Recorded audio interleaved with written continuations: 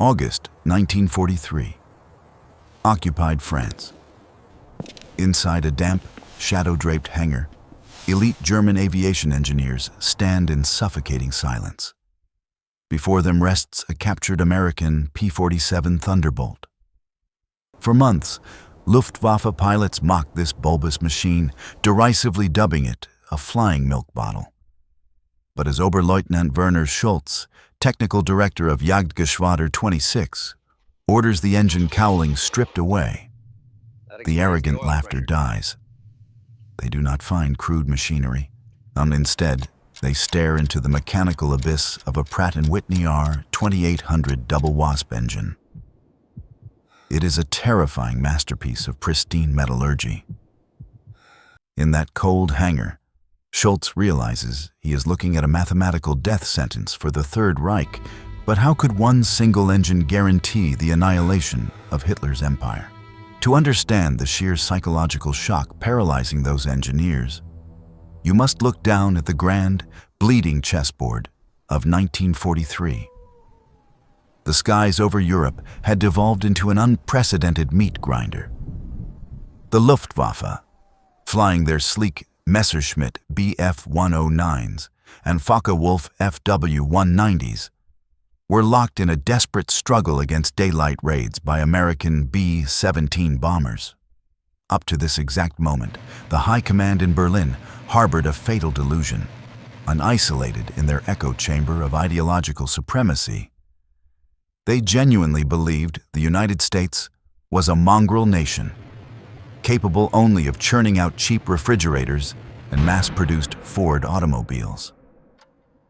The Nazi elite convinced themselves that American industry could never match the artisanal, handcrafted perfection of German military engineering. They viewed the war through a warped lens of racial superiority, unassuming their enemies lacked the intellectual rigor to design truly advanced weaponry. But across the cold expanse of the Atlantic Ocean, a sleeping industrial titan had violently awakened. The sprawling factories of Detroit, New York, and Ohio were no longer stamping out consumer goods. They had been brutally repurposed into the greatest arsenal the world had ever seen. The American war machine was spooling up, fueled by untouched natural resources and a limitless ocean of manpower. But while Germany was already feeling the agonizing pinch of wartime austerity, rationing every single pound of steel and aluminum, the United States was preparing to drown the European continent in an avalanche of heavy metal. The German leadership in Berlin remained entirely blind to the sheer, apocalyptic scale of the storm gathering on the horizon. But out in the field, the men actually fighting the war were about to get a terrifying glimpse of their own destruction. The P-47 sitting in that French hangar was not merely an airplane. It was the very first herald of an unstoppable industrial hurricane. And as Werner Schulz prepared to dissect its metallic corpse, he was about to uncover a hidden truth that would shatter his entire worldview. What exactly was hiding beneath the armor of this American behemoth? The autopsy of the P-47 Thunderbolt began with a creeping, icy dread. Oberleutnant Werner Schulz, a brilliant mind who had previously engineered aircraft for Messerschmitt, approached the machine with clinical precision. Yet every panel they removed, every bolt they turned, revealed a devastating reality about the enemy's logistical capabilities. First was the sheer, unapologetic mass of the aircraft. A fully loaded Focke-Wulf FW-190, the absolute pride of the German fighter fleet, weighed roughly 8,000 pounds. When Schulz calculated the weight of the fully fueled and armed Thunderbolt, the numbers defied German logic. It weighed nearly 16,000 pounds. It was a flying tank, yet reports indicated it moved with the lethal grace of an apex predator. As the mechanics delved deeper into the Pratt Whitney engine, that dread mutated into profound professional envy.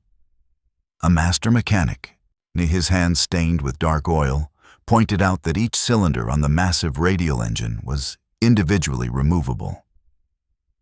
To a German engineering crew accustomed to over-engineered designs that required pulling an entire engine block just to fix a single fault, this was a staggering revelation. It meant an American mechanic standing in a muddy English airfield could repair severe battle damage in hours, while a German plane might be grounded for days.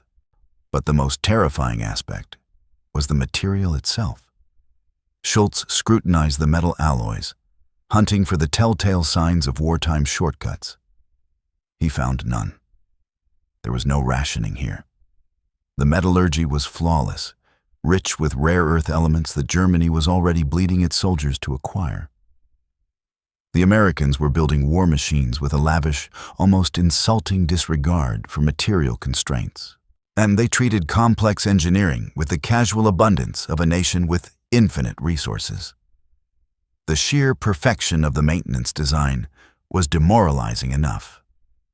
But as Schulz crawled deeper into the expansive belly of the Thunderbolt, tracing the massive exhaust ducting toward the tail section, his flashlight illuminated a nightmare. He was about to find a piece of technology that would permanently steal the stratosphere from the Luftwaffe. What was this mechanical beast hiding in its tail? Deep inside the cavernous fuselage of the P-47, Werner Schulz found the beating heart of American high-altitude supremacy. The turbo supercharger system. This was no crude prototype. It was a marvel of thermodynamic violence. The system captured the searing, explosive exhaust gases from the 18-cylinder engine and channeled them backward to spin a massive turbine. This compressor spun at a mind-bending 20,000 revolutions per minute, violently ramming dense, unpressurized air back into the engine block.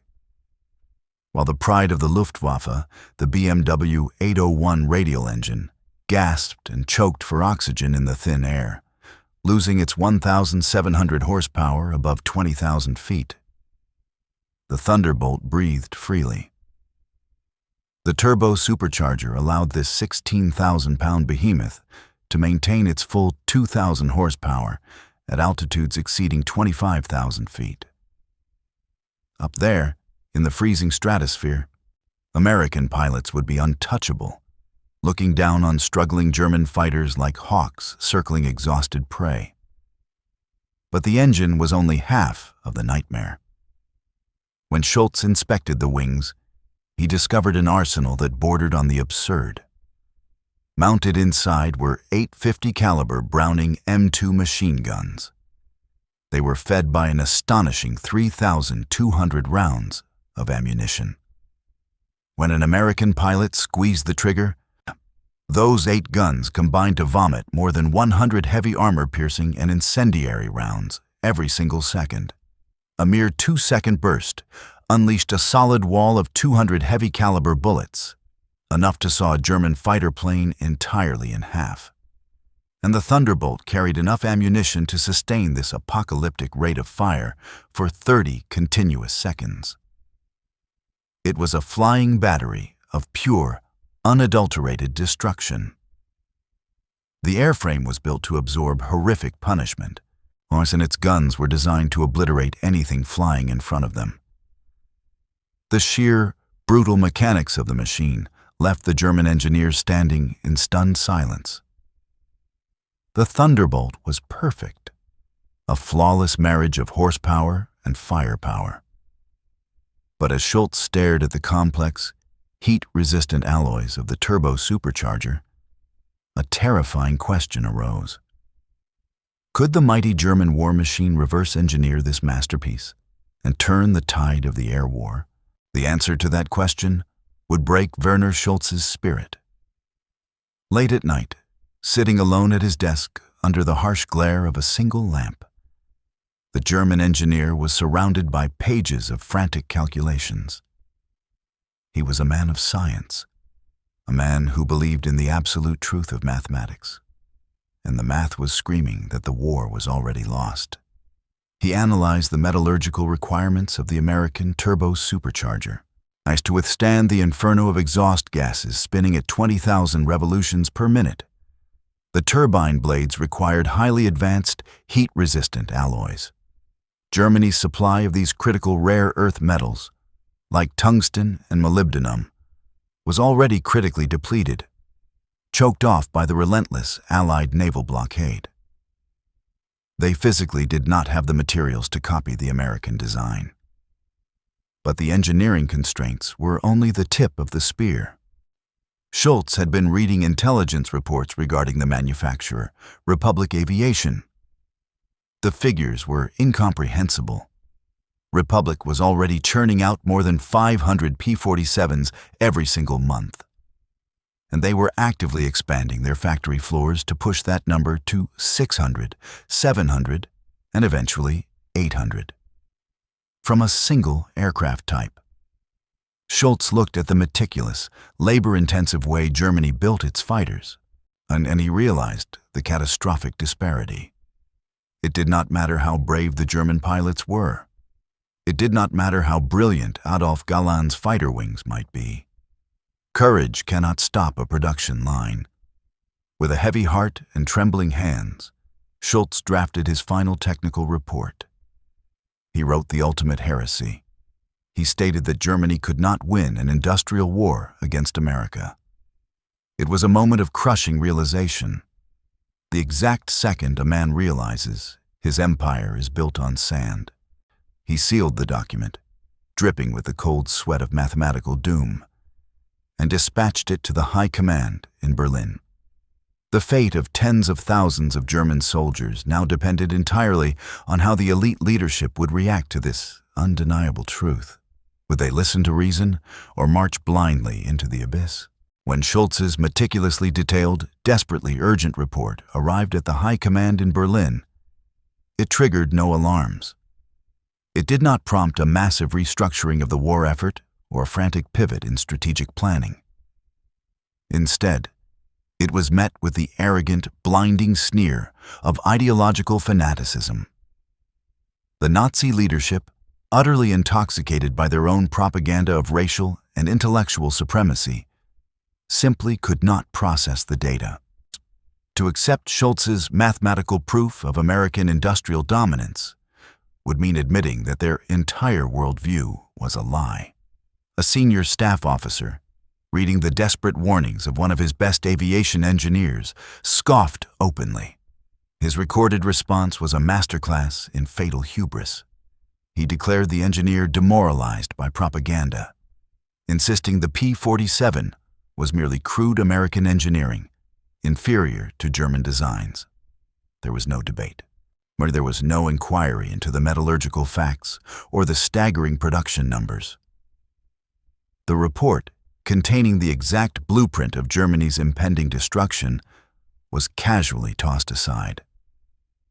Stamped with a bureaucratic seal of death requiring no action, it was buried deep within the Luftwaffe archives. This was the bitter frustration that Schulz had to swallow. He had handed his superiors the absolute truth on a silver platter, proving through undeniable physics that the war was mechanically unwinnable, only to be silenced by blind zealots. The leadership chose the comforting illusion of their ideology over the harsh, jagged reality of mathematics. They chose to believe that German willpower could somehow deflect American armor-piercing bullets, and that Aryan superiority could outclimb a 2,000-horsepower engine. It was a catastrophic failure of command, a willful blindness that condemned thousands of young German pilots to die in burning cockpits. Berlin could ignore the paperwork, stamp it, and hide it in a drawer. But they could not ignore what was about to blot out the sun. The storm that Schulz had warned them about was no longer just a single captured airplane. It was about to darken the entire European sky. How long until the mathematics of doom rained down upon the Reich? The consequences of Berlin's arrogant dismissal unfolded exactly as Werner Schulz's mathematics had prophesied, manifesting as a relentless avalanche of American steel. Pulling back to the macro-level strategic picture of 1943, The sheer scale of the industrial slaughter becomes clear. In that year alone, the production ratio between the United States and Nazi Germany was a staggering 3-to-1. The Americans rolled 85,000 aircraft off their assembly lines, while Germany, straining under the weight of Allied bombing, managed only 25,000. But the true terror lay in the specifics. The United States produced over 125,000 of those massive R-2800 engines alone. To put that in perspective, Germany produced roughly 250,000 aircraft engines of all types combined throughout the entire duration of the war. The P-47 Thunderbolts began arriving in England not by the dozens, but by the thousands. They swarmed the upper atmosphere, utilizing their turbo superchargers to plunge from 25,000 feet like heavily armored anvils, tearing through formations of Messerschmitts and Focke-Wulfs. The Luftwaffe was forced into a brutal war of attrition that it mathematically could not survive. Veteran German pilots, the irreplaceable elite who had honed their skills over Poland and France, were being slaughtered in the skies, just replaced by undertrained teenagers who barely knew how to fly. The Thunderbolt did not just escort bombers. It became a low-level apex predator, using its .850 caliber guns to shred German trains, supply convoys, and armored columns across the French countryside. The High Command's refusal to acknowledge the industrial reality meant that the German military was slowly, agonizingly crushed under the weight of a logistical juggernaut. Hitler watched his 1,000-year Reich crumble. His cities turned to ash, all because he believed willpower could overcome manufacturing capacity. The grand illusion was shattered by the brutal physics of mass production. But as the ashes of Europe finally settled, what became of the man who saw it all coming? What happened to Werner Schulz when the math finally caught up with the madness? Decades after the guns fell silent and the smoke cleared over a ruined Europe, the story of Werner Schulz remains a chilling testament to the realities of modern warfare. Schulz survived the apocalyptic collapse of Nazi Germany. In the immediate aftermath of the war, he found himself sitting across a table from American technical intelligence officers, the very men whose engineering he had so deeply feared. During these interrogations, Schulz confirmed the tragedy of his ignored warnings. He recounted how he had laid out the undeniable proof that Germany was facing an industrial leviathan, only to be dismissed by leaders who chose ideological fantasy over physical reality. Looking at his American captors, he confessed that he knew Germany could not win an industrial war against America. The final tally of the Second World War stands as the ultimate vindication of his calculations. Between 1940 and 1945, the United States produced an incomprehensible 300,000 aircraft, including over 15,600 P-47 Thunderbolts. Germany, fighting until its factories were reduced to rubble, managed to produce just 94,000. The P-47 is remembered today not just as a rugged fighter plane, but as the ultimate symbol of a nation that turned its entire civilian economy into an unstoppable weapon of war. It represents the triumph of logistics, standardized parts, and overwhelming mass production. The story of the captured Thunderbolt in that French hangar is a stark historical lesson. In a total war, bravery and tactical genius are ultimately subordinate to the relentless, grinding math of the factory floor. The side that can build the most engines, forge the most steel, and replace its losses the fastest will inevitably dictate the course of history. The Thunderbolt leaves an eternal legacy, reminding us of war's cruelest, most absolute law. But as modern militaries continue to push the boundaries of technology today, one must wonder, have we truly learned the lesson of the French hangar? Or are we destined to repeat the fatal arrogance of the past? The thunderous roar of the Pratt Whitney R-2800 engine still echoes through history.